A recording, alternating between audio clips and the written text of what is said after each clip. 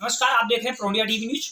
और इस समय हम ग्रेटर नोएडा में, वाकई ग्रेटर नोएडा की जब बात की जाए तो एक परिवर्तन वाला डिस्ट्रिक्ट दिखता है। और क्योंकि यहाँ पर विश्व का 5वां अंतर्राष्ट्रीय हवाई अड्डा की जो शिलान्यास मोदी जी ने किया है, वास्तविकता उससे पश्चिमी इलाके के साथ जो पश्चिमी उत्तर प्रदेश है उसमें जो एक यूथ के लिए एक नई बेल्ट तैयार हो रही है, उस बेल्ट पर बहुत सारे लोगों का प्रयास था। और उसी में से एक प्रयास बहुआयामी प्रतिभा के धनी, सामाजिक और कह सकते हैं राजनीतिक और कह सकते हैं कि एक एक जन से जुड़े हुए हमारे मध्य में बीजेपी के प्रभारी कई जिलों के रह चुके हैं श्री सत्येंद्र सिसोदिया जी। आज उन्हीं से विशेष एक मुलाकात होती है और वास्तविकता में हम उन्हीं से जानते हैं कि जो ये जेवर में अंतर्राष्ट्रीय हवाई अड्डे का जो शिलान्यास हुआ है, वास्तविकता में वो युवाओं के लिए कितना यूथफुल होगा और कितना उनके लिए क्रिएटिव होगा। और क्या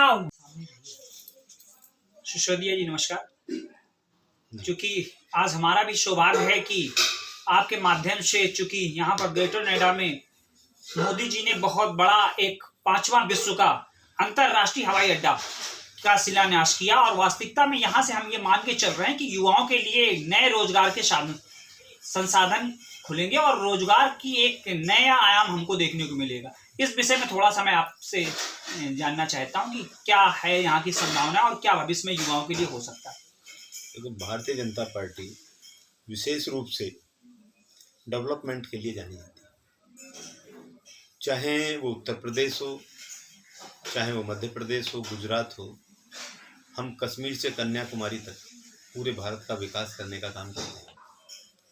आप जिस एशिया के 5वें अंतर्राष्ट्रीय हवाई अड्डे की बात कर रहे हैं, इसमें युवाओं के लिए नए अवसर मिले। इससे पूरे उत्तर प्रदेश को नई दिशा मिलेगी, लाखों लोगों को नया रोजगार मिलेगा, एक औद्योगिक नगरी बनेगी, नए आयाम स्थापित होंगे।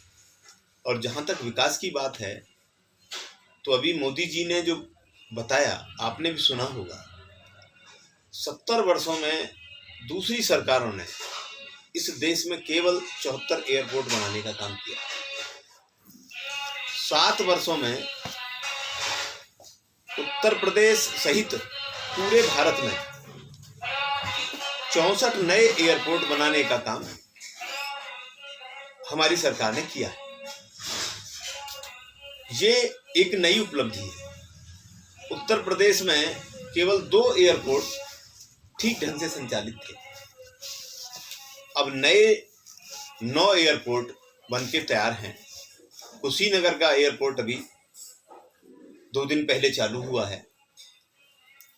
एयरपोर्ट आने से greater Noida authority, Noida authority, Yamuna प्राधिकरण, इन सब को लोगों के बीच में इस ढंग से लगेगा कि यहाँ उद्योग दृष्टि से अपने नए कारोबार लेके आएंगे, युवाओं के लिए नए रोजगार मिलेंगे। मैं ग्रेटर नोएडा की बात करता हूँ। हमारे देश में मोबाइल इंडस्ट्री की स्थिति ये थी कि केवल 2 कंपनियां थीं। आज हमारे यहाँ केवल ग्रेटर नोएडा में 9 कंपनियां इसका काम कर रही हैं। तो इलेक्ट्रॉनिक दुनिया में भारत की नई छाप बनी है और कॉरिडोर बन रहा है। कॉरिडोर का काम बड़ी तेजी से चल रहा है। इस एयरपोर्ट से कॉरिडोर को जोड़ के भी हम लोग देख रहे हैं। लोग, युवाओं के लिए, व्यापारी के लिए एक अच्छा माहौल बनेगा। नई नई इंडस्ट्री आएंगी, नए नए संस्थान आएंगे। शिक्षा की दृष्टि से ग्रेटर नोएडा एक बहुत अच्छा हब है। इस दृष्टि से भविष्य में ग्रेटर नोएडा, यमुना प्राधिकरण और जेवर हवाई अड्डे के माध्यम से इसको नई उड़ान मिलने वाली है। यही मेरा कहना। सर, दूसरा प्रश्न आता है किसानों को लेकर। क्योंकि अभी किसान आंदोलन का बिल तीनों सरकार ने कहीं ना कहीं वापस लिया है और ये ध्यान रखा है कि किसानों को हर तरह से सहायता मिल रही थी, लेकिन फिर भी इस तरह का जो फैसला हुआ, इस विषय में क्या कहना चाहोगे थोड़ा सा। मोदी जी बहुत संवेदनशील व्यक्ति हैं, आम जनमानस की भावनाओं की कद्र करने वाले नेता हैं। आप अंतर्राष्ट्रीय पटल पर देखिए, उनके व्यवहार के कारण आज पूरा अंतर्राष्ट्रीय समुदाय उनके साथ खड़ा है, उनकी बात का सम्मान करता है। तीनों किसान संशोधन बिल किसान के हित में लाए गए थे और इसको 90% किसान मान भी रहा है, लेकिन चूंकि देश में ऐसा माहौल बनाया गया कि इन कानूनों से किसानों को नुकसान होगा, किसानों के अहित का निर्णय है, ये लोगों को समझाने के लिए हम सब लोगों ने प्रयास किया, मोदी जी ने प्रयास किया, लेकिन मन में कहीं ये रहा, किसानों को बरगलाने के लिए सभी राजनीतिक दल एकत्रित हुए और इस देश का माहौल खराब करने का प्रयास किया गया। माननीय प्रधानमंत्री जी ने अपने लोगों के साथ मंथन करके ये तय किया कि मैं फिलहाल इन किसान संशोधन बिलों को वापस लेता हूं और जब हम इन किसानों को दोबारा से इनको समझा लेंगे तब इसमें भविष्य में अमेंडमेंट करेंगे। ये किसान बिल किसान के हित में ही थे, लेकिन कुछ तथाकथित नेताओं ने, जो किसान नेता बोलते हैं, मैं उनको आपके माध्यम से साफ कहना चाहता हूँ, नेता न तो किसान नेता है न वो अपने नेता हैं, वो केवल अन्य राजनीतिक दलों के एजेंट के रूप में काम कर रहे हैं।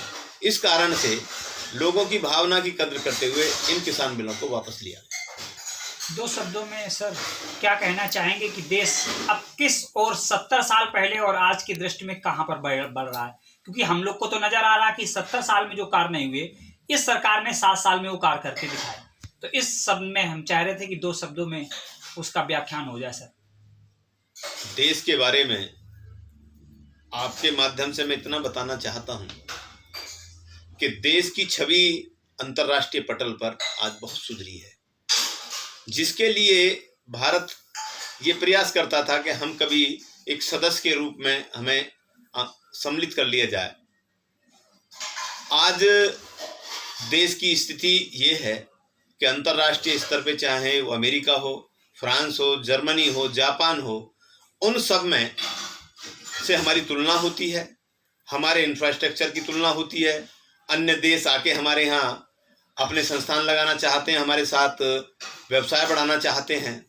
देश की छवि आज इतनी अच्छी है कि हमारे प्रधानमंत्री जब किसी भी देश में जाते हैं तो सीना चौड़ा करके जाते हैं। वहाँ का राष्ट्रपति, वहाँ का प्रधानमंत्री एयरपोर्ट पे स्वागत करने आता है। ये हमारे लिए बड़ा गर्व का विषय है और इससे देश की छवि बहुत सुधरी है। आज अन्य देशों में, जब पहले ये माना जाता था अमेरिका जैसे देश में कि भारत के व्यक्ति को दूसरी दृष्टि से देखा जाता था, अब मेरे कई परिचित मित्र वहाँ रहते हैं, वो कहते हैं कि हमें भारतीय होने पे गर्व है। जब से मोदी जी प्रधानमंत्री बने हैं, लोगों का दृष्टिकोण बदल गया है। ये परिवर्तन इस 7 साल के शासन में मोदी जी ने लाए हैं। सर, एक अंतिम प्रश्न। अब तक ये देश दूसरे देशों से वैक्सीन मंगाता था, आज पहली बार कोरोना काल में हमने देखा कि भारत में 2 वैक्सीन यहीं सी देश में बनी और यहीं के लोगों को कोविड के काल में सभी को दी जा रही हैं। 100 करोड़ से अधिक लोगों को दी जा चुकी हैं। वास्तविकता में जो देश दूसरों पर डिपेंड था, आज वो देश दूसरे देशों को वैक्सीन प्रोवाइड करा रहा। इस विषय में क्या कहना चाहेंगे सर? ये हम सबका सौभाग्य है कि मोदी जी हमारे देश के प्रधानमंत्री हैं और उनके क्रिएटिव होने का फायदा पूरे देश को मिल रहा है। उन्होंने अपने वैज्ञानिकों को फ्रीडम दिया, अपने देश के सभी डॉक्टरों को बुला के उनसे मशवरा किया। पहली बार विश्व में हमने सबसे पहले कोविड वैक्सीन तैयार की। WHO ने किसी कारणवश थोड़ा सा रोक के रखा, वरना हमारी वैक्सीन सबसे पहले तैयार हुई थी। 108 करोड़ लोगों को वैक्सीनेशन हो चुका है और केवल हम भारत के लिए नहीं, अन्य 12 देशों में हमारी वैक्सीन जा रही है और हमने लोगों को सहयोग भी किया है। अन्य देशों में फ्री वैक्सीन देने का काम भी हमने किया है। आज आत्मनिर्भर भारत है, समृद्ध भारत है। ये हम सबका सौभाग्य है, तो केवल मोदी जी की वजह से। सर, इस भेंट वार्ता के लिए आप कोट का धन्यवाद।